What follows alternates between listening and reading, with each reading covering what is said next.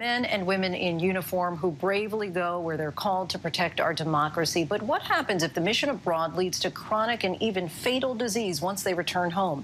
ABC's Stephanie Ramos brings us this report on the terrible health impacts of burn pits and the steps our government is now taking. You know, when I see an overly short haircut and somebody who's a little bit wound up, that feels like home. I love Marines. Kate enlisted in the Marine Corps after graduating from college, deploying to Iraq in 2005. It gave me so much, opportunities to lead, opportunities to travel the world, a sense of purpose. Kate left the service in 2008. She went back to school, got her PhD in public health, married, and had a son. So they really But then, that. 10 years later, at the age of 38, she went to her doctor for an annual checkup and received devastating news. She sat us down and said, "You do have breast cancer. It's stage 4. They said it looked like I had been dipped in something. I had metastases throughout my skeletal system from my skull to my toes." Kate then reflected on her time at war. When I checked in at Fallujah, I originally was housed in this area where everybody was cleaning their air conditioners all of the time. We were cleaning this chunky particulate matter out of the filters. I wasn't concerned about it. Again, I was 25 and invincible.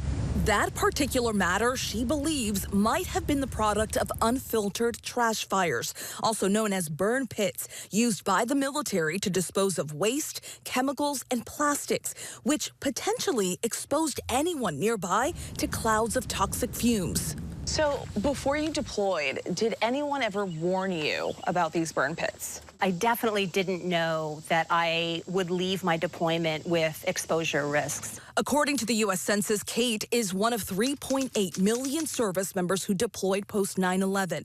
Advocates say 8 out of 10 of those veterans were exposed to these burn pits, possibly causing serious illnesses.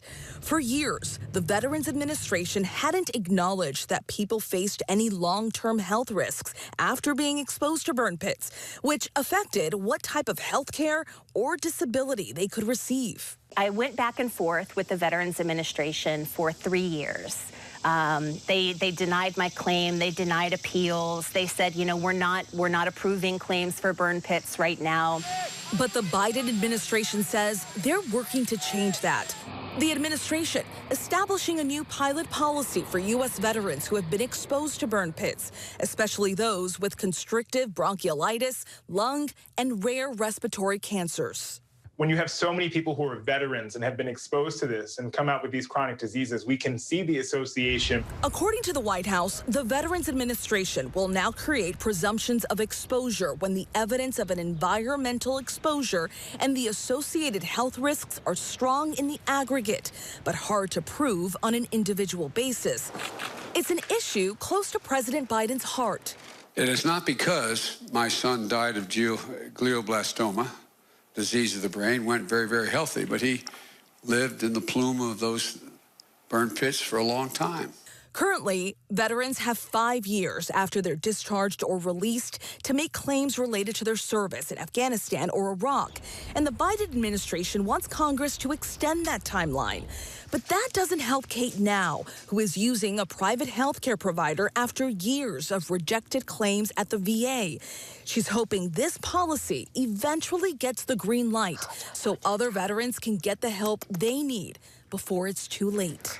I worry about Matthew. I worry about him losing his mom at a young age and not having that person in his life who loves him, you know, unconditionally. It's not fair for him. Do you guys talk about it?